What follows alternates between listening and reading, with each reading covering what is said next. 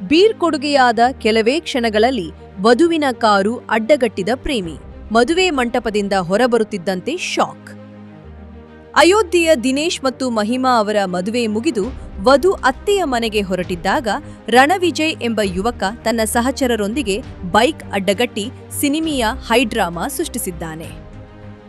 ಕಾರಿನಿಂದ ವಧು ವರರನ್ನು ಕೆಳಗಿಳಿಸಿದ ಪ್ರೇಮಿ ವಧು ತನ್ನ ಗೆಳತಿ ಎಂದು ಹೇಳಿದ್ದಲ್ಲದೆ ಕಳೆದ 2 ವರ್ಷಗಳಿಂದ ಜೊತೆಗಿದ್ದ ಫೋಟೋಗಳನ್ನು ಪುರಾವೆಯಾಗಿ ತೋರಿಸಿ ವರನಿಗೆ ಆಘಾತ ನೀಡಿದ್ದಾನೆ. ವಿಷಯ ತಿಳಿದು ಎರಡೂ ಕುಟುಂಬದವರು ಸ್ಥಳಕ್ಕೆ ಬಂದಾಗ ಗದ್ದಲ ಏರ್ಪಟ್ಟಿದ್ದು, ಪ್ರೇಮಿ ರಣವಿಜಯ್ ವಧುವನ್ನು ತನ್ನೊಂದಿಗೆ ಕಳುಹಿಸುವಂತೆ ಪಟ್ಟು ಹಿಡಿದು ಪಂಚಾಯತ್ ಮೆಟ್ಟಿಲೇರಿದ್ದಾನೆ.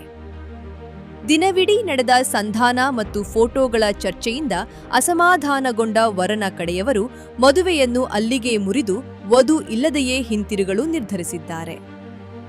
ಅಂತಿಮವಾಗಿ ವಧು ತನ್ನ ತವರು ಮನೆಗೆ ವಾಪಸ್ಸಾಗಿದ್ದು, ಶಾಂತಿ ಭಂಗ ಉಂಟುಮಾಡಿದ ಮತ್ತು ಮದುವೆಗೆ ಅಡ್ಡಿಪಡಿಸಿದ ಆರೋಪದ ಮೇಲೆ ಪೊಲೀಸರು ಪ್ರೇಮಿಯ ವಿರುದ್ಧ ಪ್ರಕರಣ ದಾಖಲಿಸಿದ್ದಾರೆ.